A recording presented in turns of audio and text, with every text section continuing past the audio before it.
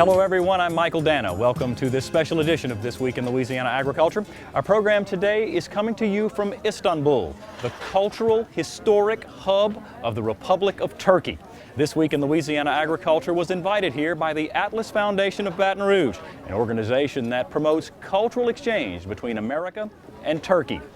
Turkey is one of only two democracies here in the Middle East. It's a nation rich in history dating back more than 2,000 years before Christ.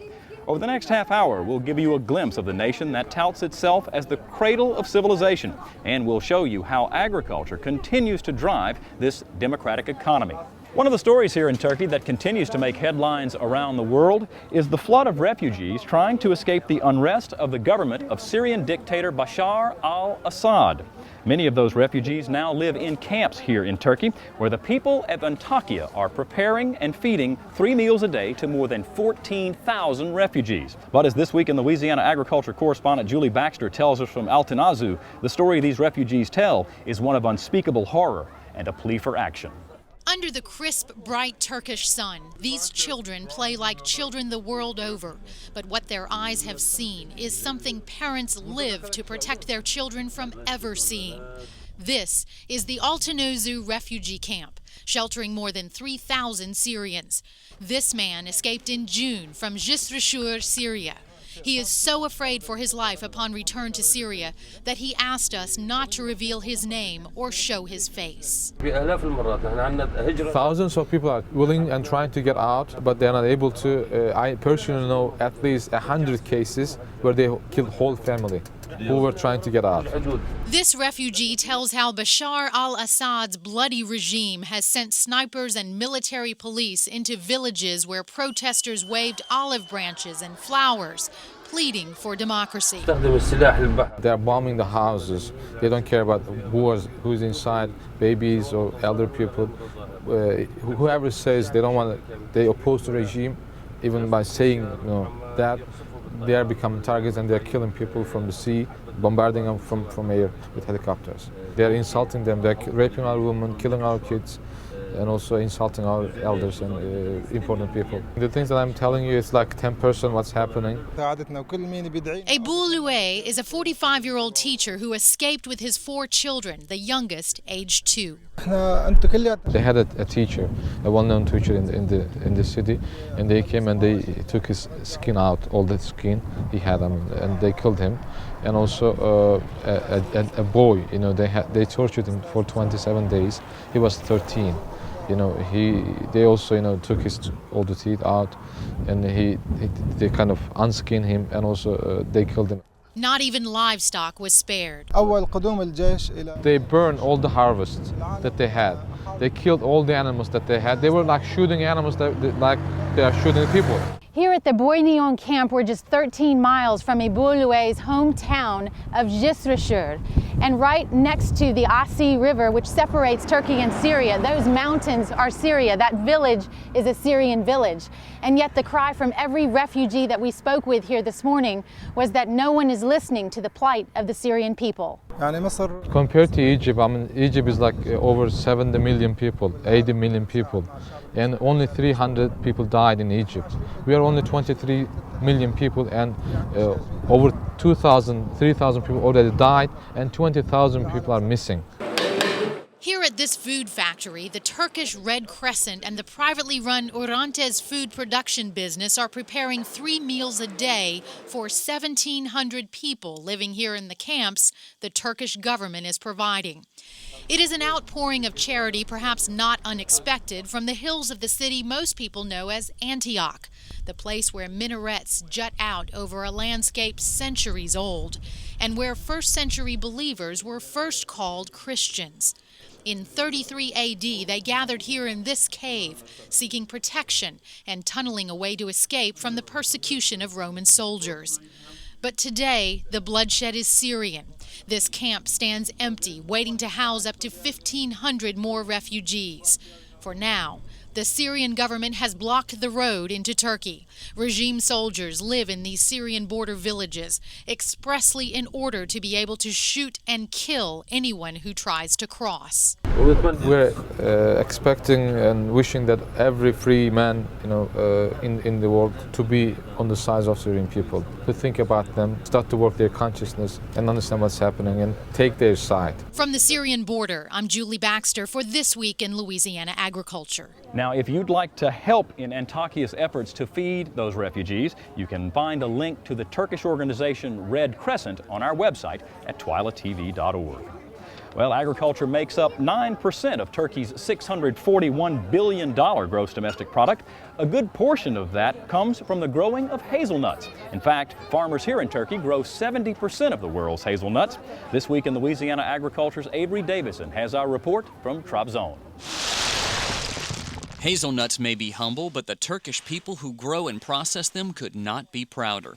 They even put its likeness on their soccer jerseys. Oh, you don't think that looks like a hazelnut? That's because you've only seen one in its shell. This is what the hazelnut looks like while still in its husk. Now you see the resemblance. Here in the Trabzon region of Turkey, along the Black Sea, farmers like Hüseyin Dizdar grow and pick hazelnuts the way their ancestors did for millennia. By hand. Because of the landscape, we're not able to use machinery. It's usually very intensive labor. Once Dizdar's family picks the hazelnuts and removes the husks, his son spreads the hazelnuts out in the sun so they can dry. It's only then that they can be sold and taken here to Fiskobirlik. Since 10% of Turkey's hazelnuts are grown in this region, more than 45,000 tons are sorted here by machine and by hand. Deputy General Manager Yalçın Yılmaz says the nuts are then either roasted and sold or further processed into hazelnut butter or mixed with chocolate and blended into a creamy spread. In Turkey, in terms of agricultural products, hazelnuts have the highest export rate and has the biggest income. It's been Dizdar's source of income all of his life. He took over this farm from his father. But like many American farmers, Dizdar knows his children may need more to make a living. We want them to go and get an education and find some other job, because it's getting really difficult for us to depend on the farm that we have for income. But Turkey depends upon these farmers for income and to keep its economy growing. In Trabzon, Turkey, I'm Avery Davidson for This Week in Louisiana Agriculture. By the way, the woman you saw in Avery Davidson's story is Necla. She is 66 years old, and she has been harvesting hazelnuts since she was 15. Louisiana exported nearly $270 million in agricultural products to Turkey last year, including cotton. As This Week in Louisiana Agriculture's A.J. Sabine shows us, a textile mill in Niday turns Louisiana cotton into garments bound for the fashion runways of Paris and Milan. Turkey's textile industry first takes its shape here at the Ortex textile factory in Niday. Every year in this warehouse, more than 6,000 pounds of imported U.S. cotton come in as square bales and leave as thread for some of your favorite brands, like Nike and Gap. Through our interpreter, plant manager Mustafa says his 20,000 spinners provide nearly 200 jobs in this area. They can produce 100% cotton threads, but also mixtures of other threads in this like cotton, polyester, cotton, and some other mixtures, and painted cotton. Depending on the actual thread that we are producing, we use American cotton, cotton from Greece, and also native Turkish cotton too. 100% or blended cotton fibers make the first step into thread when pulled by hand and separated. Next, the fibers need to be spun into yarn. USDA Foreign Agricultural Attaché Rachel Nelson says U.S. cotton imports have become a huge engine of ag commerce here in Turkey. In 2010, we saw sales. We saw a 40% increase of sales to Turkey overall, and a lot of that was cotton. And this year, we've seen a 60% increase in sales in the first 6 months of 2011 to Turkey of all agricultural sales. And again, a lot of that is cotton. So far, cotton sales in the first 6 months of 2011 have reached $955 million in the first 6 months, and that already beat last year's record. For years, Turkey was a dumping ground for cheap cotton exports, but now the economy has turned around, and now textile makers here in Turkey supply materials for brand names like Lacoste, Tommy Hilfiger, and Ralph Lauren. Thousands of spinners work the rough yarn onto bobbins that fall into huge bins when filled. Once the finished thread meets the client's expectations, it's checked for quality, then shipped to fabric makers in Istanbul. Factory owner TWILA says this mill has added color production as a value-added service. We try to produce different colors also, kind of it's our contribution to the industry over here, so we're trying to produce different colors. Konfeksiyoncu ihracatçılara çok büyük bir hizmet. So this is actually a huge service to manufacturing, textile manufacturing factories. Here at the Ortex Textile Factory, Louisiana Agriculture has spun a lucrative partnership between the farm and the factory. In Niğde, Turkey, I'm AJ Sabine for This Week in Louisiana Agriculture. Last year, Turkey imported $860 million in U.S. cotton, and of course, as AJ pointed out, that number is expected to rise this year. Well, over the last 2 years, Turkey has increased its global exports while increasing its agricultural imports from the U.S., particularly cotton and rice. This week in Louisiana Agriculture's Avery Davidson is standing by in the Turkish capital of Ankara to tell us more about it. Avery? Mike, as you've said, Turkey is a major importer of cotton and rice from the United States. Joining me now is the U.S. Ag Counselor from the U.S. Embassy here in Turkey, Clay Hamilton. Clay, first, tell me a little bit about the sort of relationship there is as far as trade goes in agriculture between the U.S. and Turkey. We like to think of ourselves as partners with Turkey. Turkey is has a growing economy. Their agriculture sector is very vibrant. They have a lot of potential. But we provide a lot of the inputs and the impetus to help them get to where they are. U.S. ag exports have really grown over the past couple of years. Last year we had $2.1 billion. That was a record for us. It was up 40% from the year before. And in the first 6 months of 2011, we're already up 60% from last year. So as you can see, trade just keeps continuing. A lot of that is basic inputs. Cotton, as you mentioned, it goes into their textile sector, which is a major part of their economy. We sell a lot of feed for their livestock and dairy industry. And also poultry. They've started to export poultry for the first time, and now we're providing a lot of the feed that they need to provide that because they can't produce all of the protein they need here in the country. You spent a lot of time in Texas. I know that you were there in Nacogdoches, Texas, not far from Louisiana. Tell me a little bit about what you see that's similar between there and here in Turkey. Well, I think it's been noted that farmers are pretty much the same all over the world, and that's one thing I like about this job is just getting out in contact with the farmers. And I grew up in West Texas. It's dry and flat. There's a lot of dry and flat area here in Turkey. They have some of the same issues, drought conditions, the high cost inputs. So a lot of the things that our farmers struggle with in the United States are the same things that they struggle with here in Turkey. Through trade, sometimes we can help resolve some of those, but in general, we just, we do everything we can to get out and understand their system, understand what they're trying to do and what their constraints are, and then our office puts that information out to U.S. exporters and U.S. trade associations so that they can do a better job of trying to reach the market here. Well, Clay, we're glad that you're here in Ankara to help facilitate that. He is Clay Hamilton, the Ag Counselor to the U.S. Embassy here in Turkey. So, Mike, as you see, it appears that trade issues are going to be worked out and that things are growing between the U.S. and Turkey. Back to you. Avery Davidson, thanks. Still to come on This Week in Louisiana Agriculture from Turkey, AJ Sabine will take us into an underground kitchen for a dish that was centuries in the making. And in the Ag Minute, we'll show you the spicy side of the world's largest bazaar. Stay with us.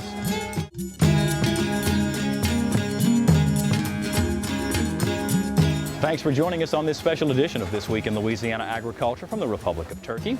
One of the best ways to sample this country's agriculture is through its food. And I can assure you, we sampled a lot during our 10 days here in Turkey. This week, our own AJ Sabine heads to Cappadocia, where the kitchen is underground and the cuisine is out of this world. Hi everyone, I'm AJ Sabine, and this week, because we're in Turkey, we're out of Holly Clegg's Trim and Terrific Kitchen and into the kitchen of Uranus restaurant here in the Cappadocia region of Turkey, where beef is a specialty. And to highlight beef here in Cappadocia, they've come up with a beautiful signature dish called pottery kebabs. And folks, you just can't wait to taste this dish. From the moment you walk into the Uranus and Sarıkaya restaurant, it transports you back to the Ottoman Empire. Known by some as the cave restaurant, the Uranus has literally been hollowed out of a mountain. You can see marks on the ceiling and the tools used to carve out this wonderful eatery. A colorful mosaic adorns the walls as traditional Turkish music sets the mood in this one-of-a-kind eatery. In the kitchen, our chef prepares fresh ingredients for a perennial favorite, pottery kebab. Starting with cubed eggplant, golden potato, and succulent beef, our chef adds a few spices to the mix. Karabiberimizi katıyoruz. Black pepper and Tuzumuzu katıyoruz. Red pepper, salt. After a quick shot of savory tomato paste, experienced hands work the flavors into the mix. Next, our ingredients go into the pottery. Time now to seal the deal. A strip of dough flavored with paprika goes over the mouth of the urn, followed by a piece of tile to lock in the flavor. 87 degrees in the oven. For this dish, it's all about low and slow. Meanwhile, we share a little Louisiana flavor. Chef, on behalf of all of us from This Week in Louisiana Agriculture, we want to present you with some Louisiana rice, and we hope that you enjoy it and use it in your recipes for your guests here at the Cave Restaurant. Teşekkür ederim. Teşekkür ederim. And 3 short hours later, it's time to eat by candlelight. And you can see the eggplant and the potato and the tomato, it all goes together. So I know you guys out there want to know how it tastes, so let me give it a sample here. Wow. In a word, wow. All of the flavors are blended together. The beef is delicious. The potatoes have been reduced to just simple goodness. If you ever make it to Turkey, particularly in the Cappadocia region, you've got to come to Uranus. Mike, I have the best job in the world, but I know you have something even better. Thanks, AJ. You always seem to get the best assignments. Well, it's now time for this week's Ag Minute, and joining us now is Allie Neal. She is a Manship School of Mass Communication graduate at LSU, and for the last 7 months, Allie, you have lived and worked here in Turkey, and today you're going to tell us the story of the Grand Bazaar and how it all got started where you are at the Spice Bazaar. That's right, Mike. We're standing here at the Spice Bazaar, one of the oldest points of commerce on the planet.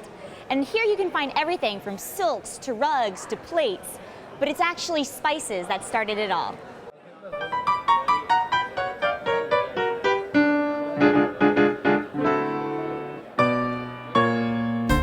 The Spice Bazaar, the second largest covered market next to the Grand Bazaar, was first known as the New Bazaar, but was eventually renamed to reflect the exotic spices and herbal medicines that could be found there.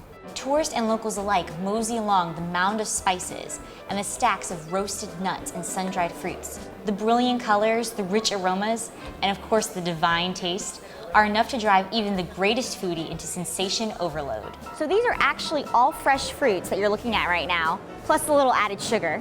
You can find everything at this family enterprise, hundreds of years old, and actually now the grandsons are the ones that run it.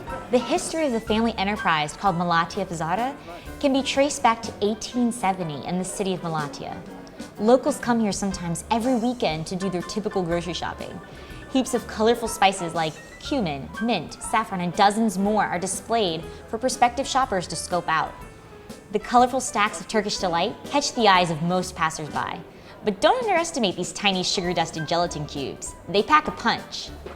Boasting state-of-the-art technology, preserving its traditional production, and using primarily local sources, it is no wonder this fruit and nut business remains second to none.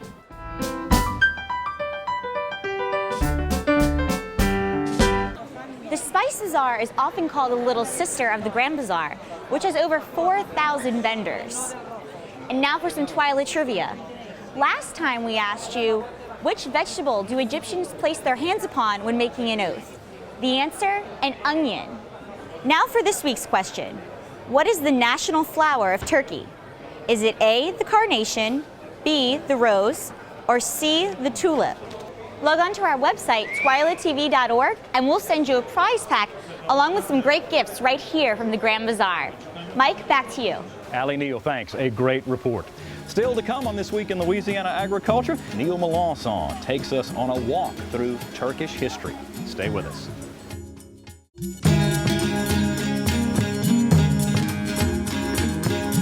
We continue with our special edition of This Week in Louisiana Agriculture from the Republic of Turkey.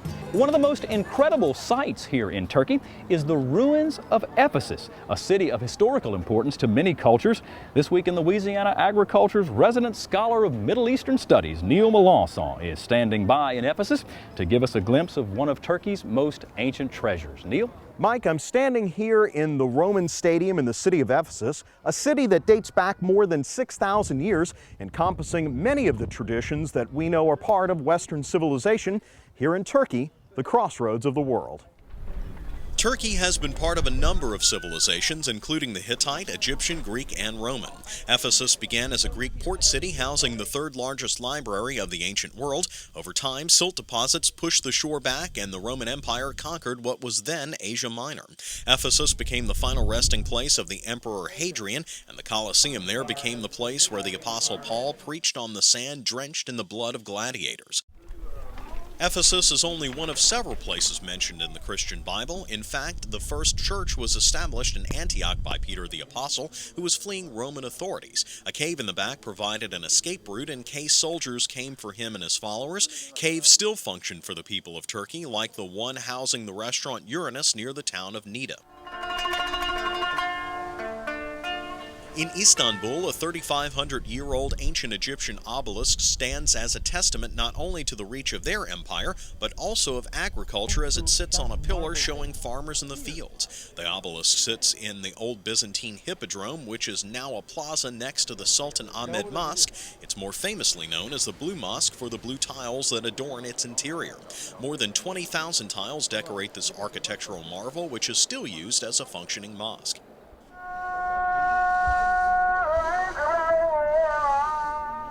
Near the Blue Mosque is the Hagia Sophia, the Church of the Holy Wisdom, a building that perhaps best represents Turkey's cultural traditions. First built in 360 as a Greek cathedral, it has since served as a Catholic church, a mosque, and now a museum. A mosaic of the Virgin Mary sits next to frescoes of seraphim from the Book of Revelations, looking over the name of God written in Arabic. The dome itself is art made intentionally to make the beholder seem small before the presence of God. It's easy to feel small before the weight of history in Turkey, which has seen so much that has been critical to the development of both the Eastern and Western worlds. The Hagia Sophia overlooks the Bosphorus that connects not only the Black Sea to the Mediterranean, but also Europe to Asia and, as some would have it, the past to the future. So Mike, as you can see, it's been a long road on our trip here through Turkey, but well worth it given the vast history of this magnificent country. A long road certainly, Neil, but an amazing trip nonetheless. Neil Melanson, thanks. And if you'd like to see more of our photos from Ephesus, as well as read stories about our experiences here in Turkey, you can visit our website at twilatv.org. There you'll find a link to Larry Michaud's blog, some incredible stories there you don't want to miss. Well, before we leave you today, we want to thank some people who helped us along our trip here in Turkey. We'd like to thank the director of the Atlas Foundation, Tevfik Akbaluk. We also want to thank Dr. Richard Webb, Dean Emeritus of Southern University's College of Arts and Humanities. And we also want to thank Dr. Duan Koch for acting as our tour guide during our 10 days here in Turkey. I'm Michael Dana. That's our program for this week. Thanks for joining us, everybody. Hope to see you again right here next week.